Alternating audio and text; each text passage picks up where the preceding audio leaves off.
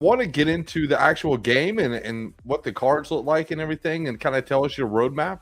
And I'm excited to talk about this here. I'm gonna pull it up Yeah, here. I can definitely give you a rundown of everything here. Right now, what you guys are seeing, that's actually our website where the majority of the action goes down. This is where you can open packs, you can view your collection, list your cards on the marketplace, and various other things. Nice. And I actually bought a couple packs last week just to try it out. Just I didn't want to look like an idiot on here and not know what I'm talking about. And already the first thing we talk about is something I didn't know. So there goes my opportunity to not look like an idiot. But guys, first of all, thanks everybody for being here. EB, Brand Talk, Ian, what's up? Gang. Tim Hendricks Yo, here. gang, Good day to you, gang. sir. Arthur, Darren V in the house. Holla. Darren said, Woo really piqued my interest since After Sounds video. That's awesome. And that's something you made, right, Bookerman? I sat down with After Sounds for that video. That was a great time, actually. Nice. Very cool. And for those of you guys who don't know, After Sounds is does some music for Splinterlands and has some cool original music on YouTube. I'm a fan of Dopamine. I've probably listened to it 100 times. Yeah, he's actually one of my coworkers. We're actually both part of the Splinterlands multimedia department. So Very I cool. do some video editing, and I constantly am putting his music in our videos. Very That's cool. awesome. It's coming full circle. All right, so here is the board, and just talk real quick. Here's where you open packs. And we do have a couple packs we're going to be giving away near the end of the show, and we're going to open some, check them out. So make sure you all stick around. And then, so here's the market that you have, right? And that is the market. Can you kind of explain? Obviously, you have common, rare, epic, and legendary. But what's the difference between these? Is it very similar to Splinterlands? Yes. So let me give you a quick rundown of how gameplay is going to work. So what we're trying to do is we're trying to give the user the exact experience of what it would be to be your own promoter, go around to different towns, bringing your talent and running wrestling shows in those various towns. And so what you're going to do is when you run a show in a town, you are going to have a match card. So you're going to have your main event match at the very top. Kind of think of the old posters where you would see Hulk Hogan and Andre the Giant on the top. Right. But you would have your main event, which has a specific rule set, like a cage match, hardcore match, some sort of gimmick. And that will randomly be either male, female, or a tag team match. And then you'll have 3 undercard matches, 1 male, 1 female, and 1 tag team.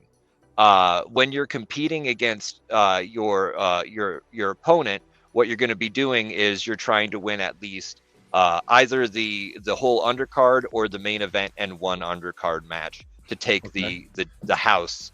And so what we're looking at here, if we look at, for example, Upper Management.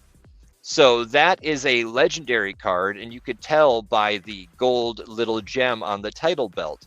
And that is also a what we call is a silver belt version. You can also get gold belt, and they're extremely, extremely rare. There's 0 gold belt upper managements that exist right now. I can tell you that for a fact. Oh, wow.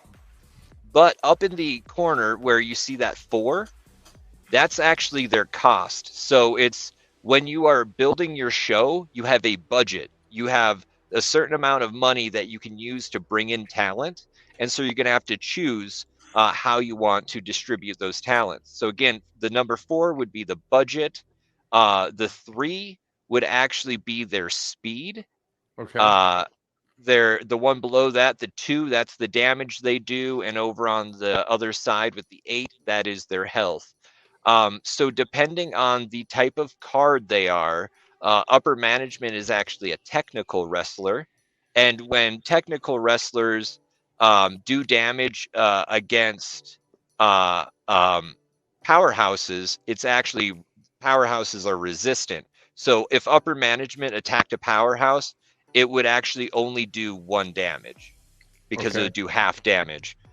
Each wrestler has 3 moves. They can either be normal moves, pinfall moves, submissions, or finishers. Normal moves are just that. They're just a normal move. Right.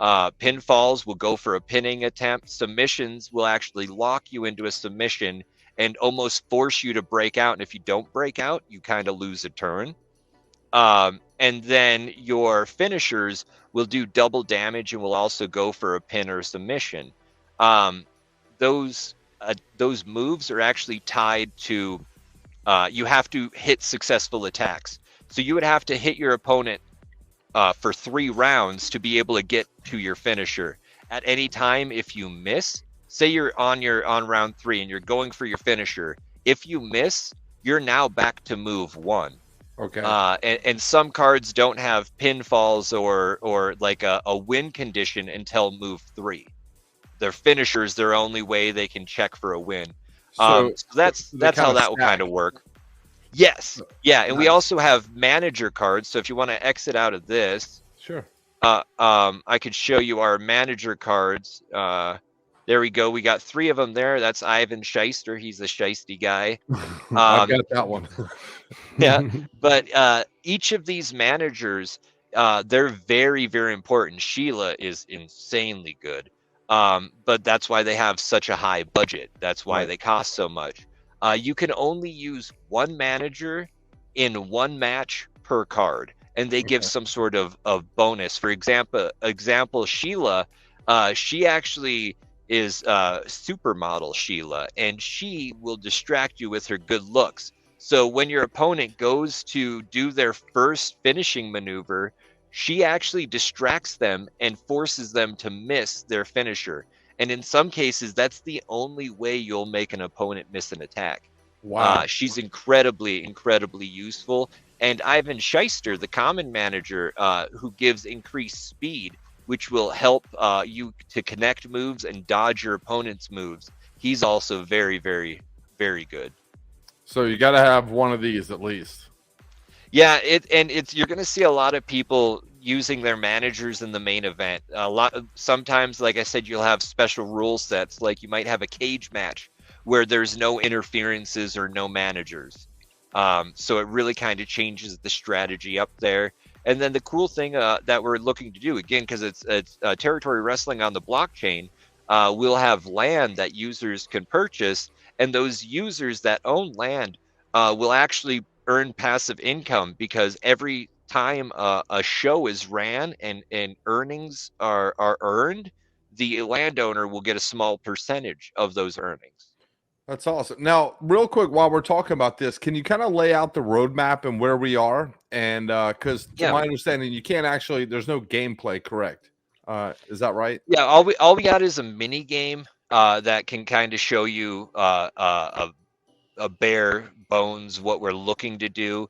Where we're at currently is actually coming up on October 31st. We have our general sale where the last 50% of alpha packs will be released to the public.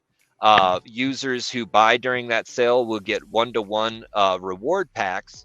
So you'll actually get extra packs for your purchase. And then we also have the opportunity to get a Sonny Ono manager NFT, the first legendary manager in the series.